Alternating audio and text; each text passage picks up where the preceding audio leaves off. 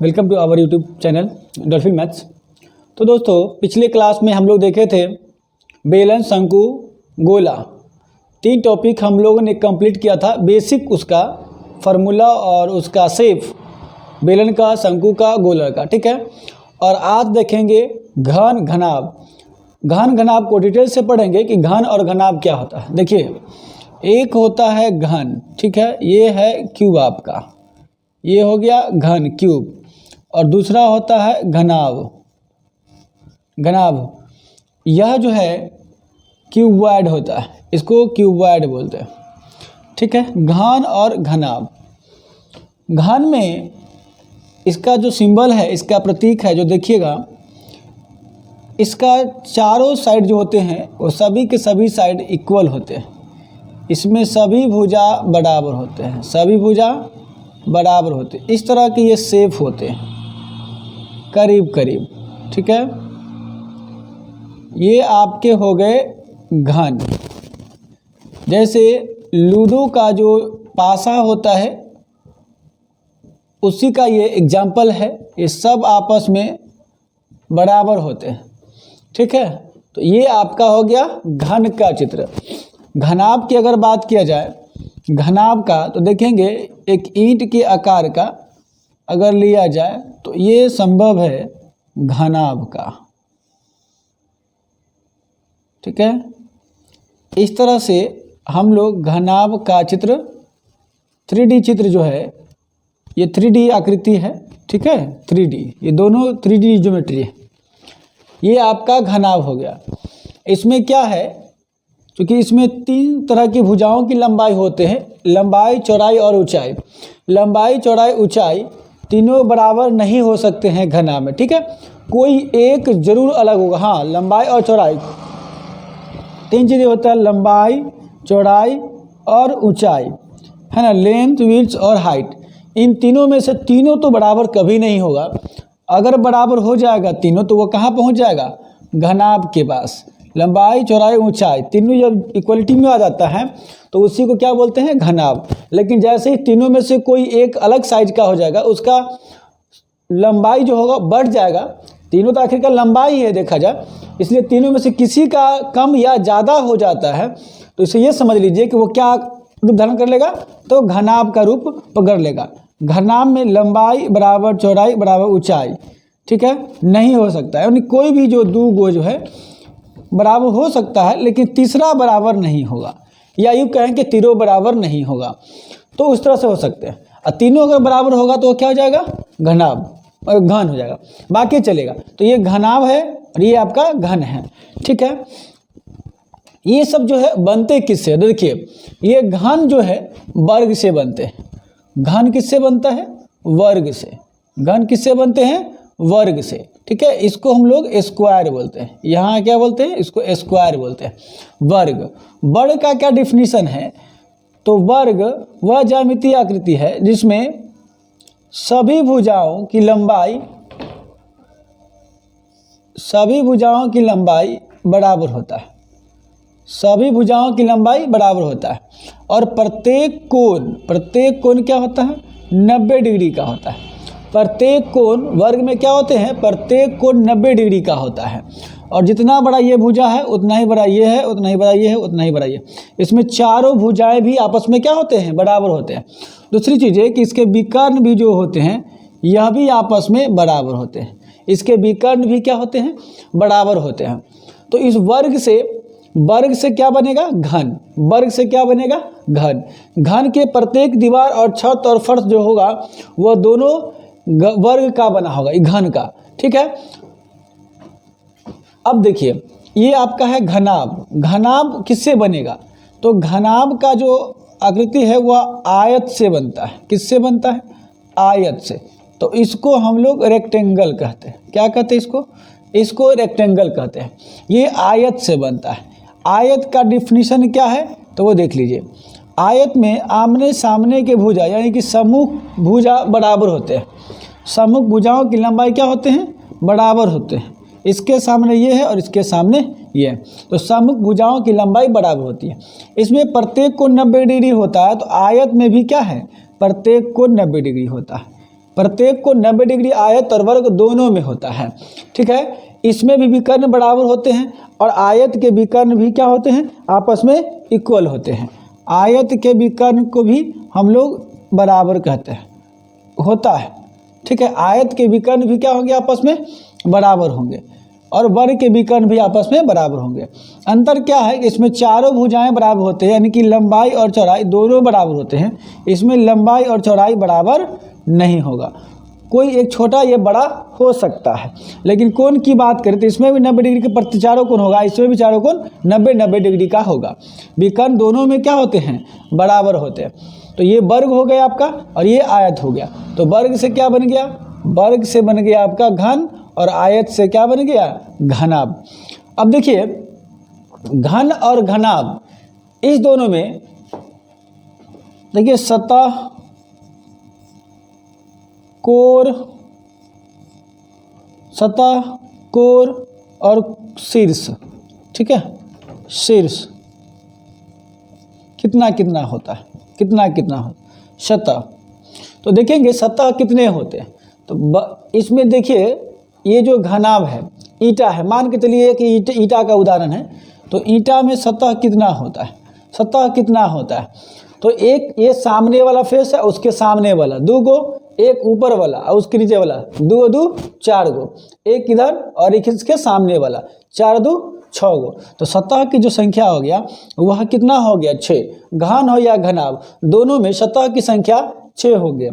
अब देखिए core, core की अगर बात किया जाए तो देखिए कितनी लाइन खींचा गया इसमें, तो 1 2 3 4, तो 4 को तो ऊपर में ही कोर हो गया। इसी प्रकार 4 कोर नीचे में भी होगा, 4 कोर नीचे में भी होगा, तो 4 4 8 कोर हो गया।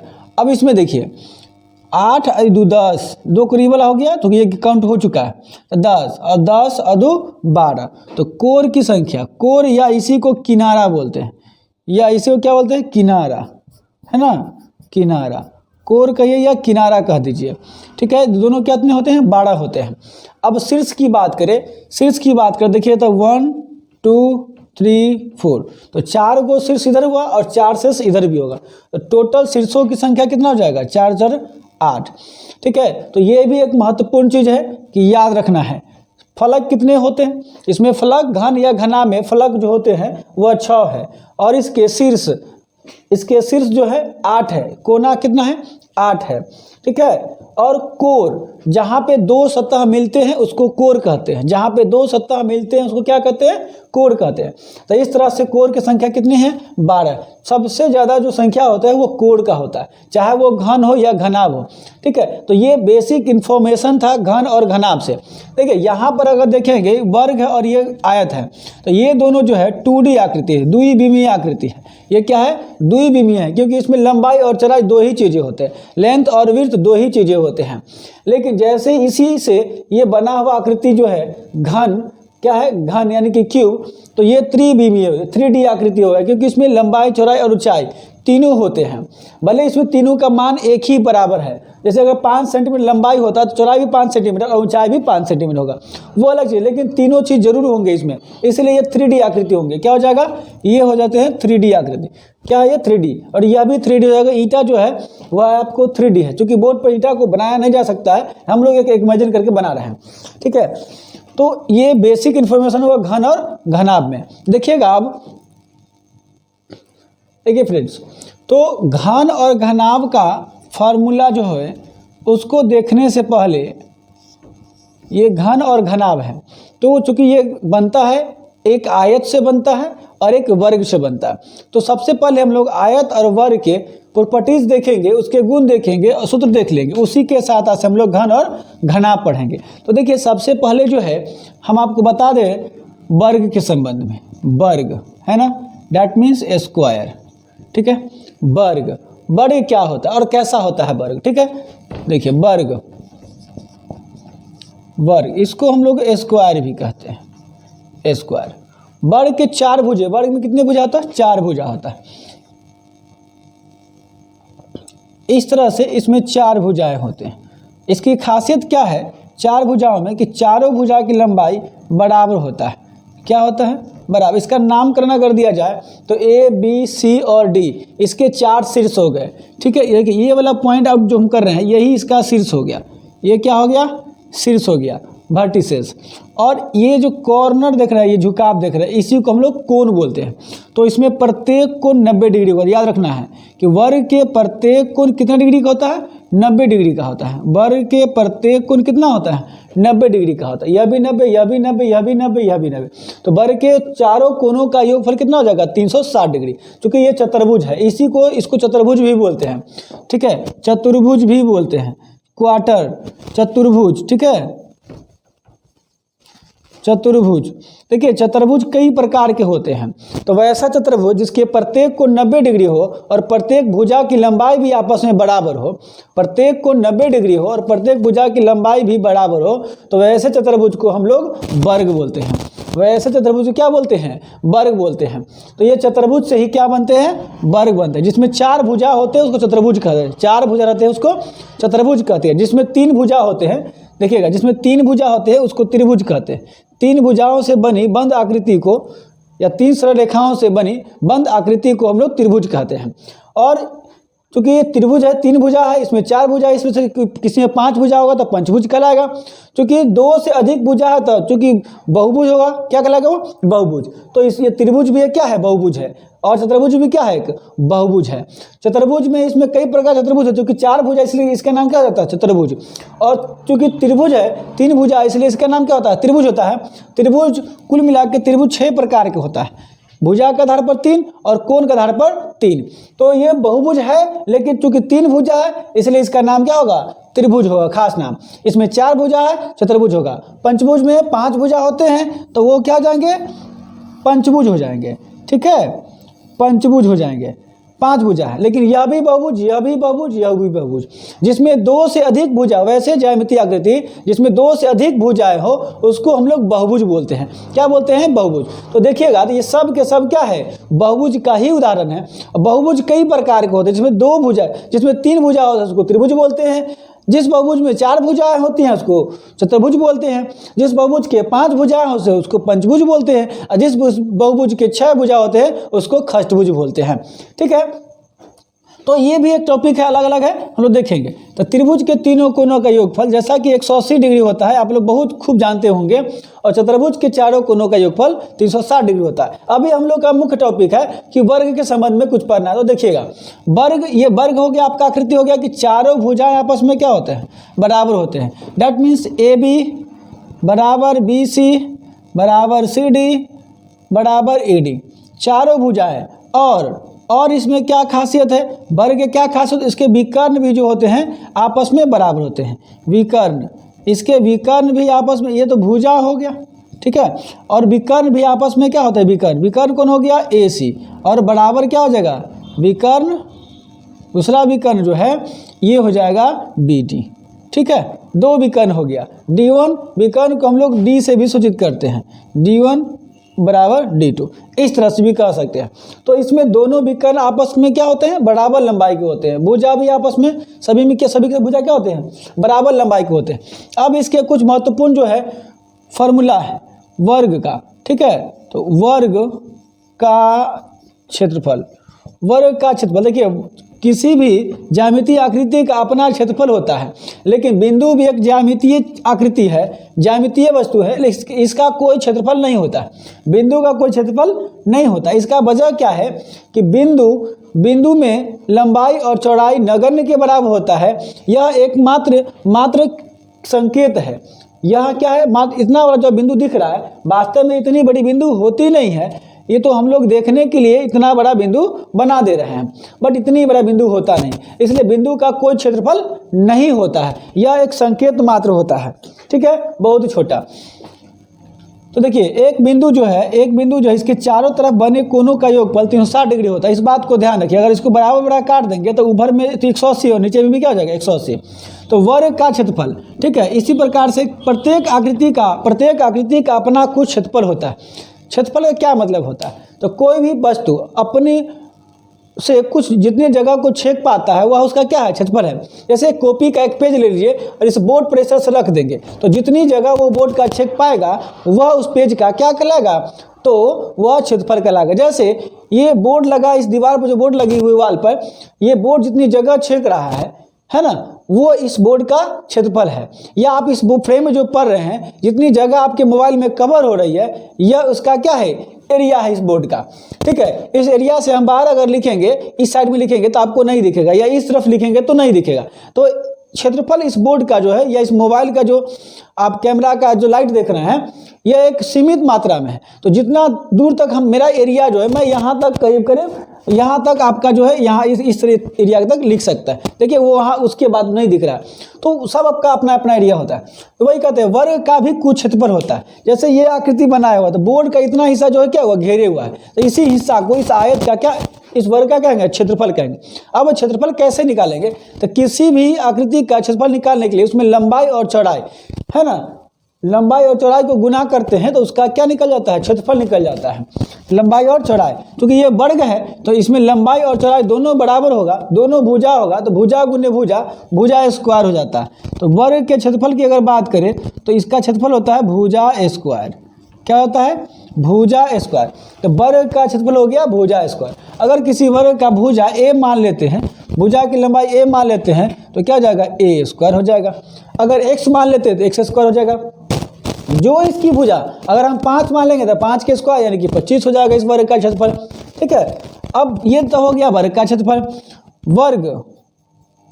वर्ग का विकर्ण की अगर बात करें, विकर्ण वर्ग का विकर्ण, ठीक है, वर्ग का विकर्ण की लंबाई क्या होगा। जैसा कि आप देखेंगे कि अगर हम यहाँ से एक लंब डाल देते हैं, ठीक है, तो ये 90 डिग्री कोण हुआ, 90 डिग्री का कोण हुआ। इस तरह से देखेंगे कि ए बी सी एक क्या हो गया, ए बी सी एक त्रिभुज हो गया, ए बी सी एक त्रिभुज हो गया।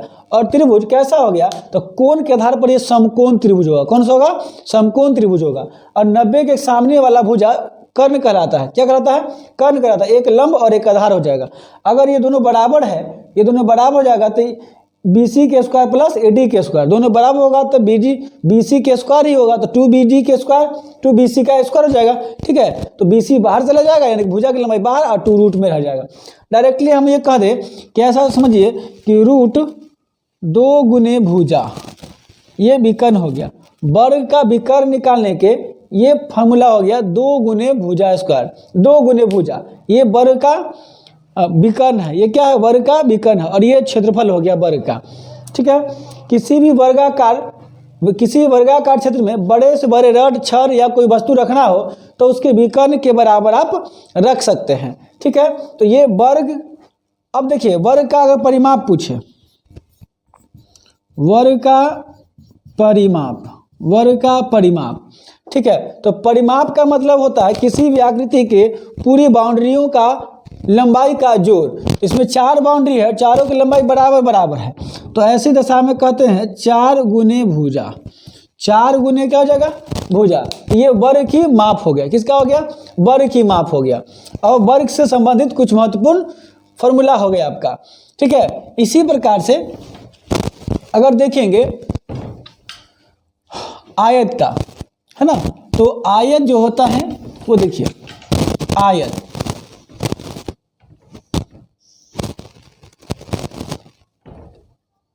देखिए, आयत, राइट नाउ आयत, इसमें भी प्रत्येक कोण कितना होगा, 90 डिग्री का होगा। इसमें भी आपके प्रत्येक कोण 90 डिग्री का हो जाएगा। ए बी सी और डी अगर इसका नाम दिया जाए तो, ठीक है, इसमें भी प्रत्येक कोण 90 डिग्री का हो जाएगा।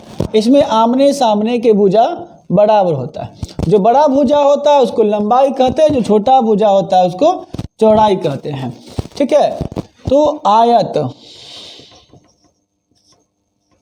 का क्षेत्रफल, तो आयत का क्षेत्रफल होता है लंबाई गुने चौड़ाई यानी कि एल गुने बी, एल बी। ये आयत का क्षेत्रफल हो गया। दूसरा जो है आयत का विकर्ण, आयत का विकर्ण, इसमें भी अगर तिरछी भुजा को अगर इस तरह से मिला दिया जाए तो चूंकि ये 90 डिग्री कोण है तो यह विकर्ण होगा। तो लंबाई के स्क्वायर प्लस चौड़ाई के स्क्वायर। ठीक है। रूट अंडर लंबाई के स्क्वायर प्लस चौड़ाई के स्क्वायर बराबर कर्ण होगा, क्योंकि ये आयत के अंदर इसलिए कर्ण का नाम यहाँ क्या हो जाएगा, विकर्ण हो जाएगा। ठीक है, कर्ण का क्या हो जाएगा, विकर्ण हो जाएगा। तो एल स्क्वायर लंबाई के स्क्वायर प्लस चौड़ाई के स्क्वायर, ये इसके विकर्ण की लंबाई के बराबर है। किसी भी आयताकार क्षेत्रफल में, किसी भी आयताकार क्षेत्र में अगर बड़ा से बड़ा कोई टुकड़ा रखना हो, लोहा का, छड़ या कोई भी चीज़ रखना हो, तो वो उसके विकर्ण की लंबाई के बराबर में हम उसको उसमें डाल सकते हैं। उससे बड़ा कोई चीज़ हम इसमें नहीं रख सकते इसके अंदर। अब इसके परिमाप की अगर बात करें, आयत के परिमाप तो 2 गुने लंबाई जोड़ चौड़ाई, 2 गुने लंबाई जोड़ चौड़ाई, ये आयत के परिमाप का हो गया, आयत का परिमाप हो गया। ठीक है, तो ये देखिए बेसिक जो आयत और वर्ग का, इसी से हम लोग पढ़ेंगे घन और घना।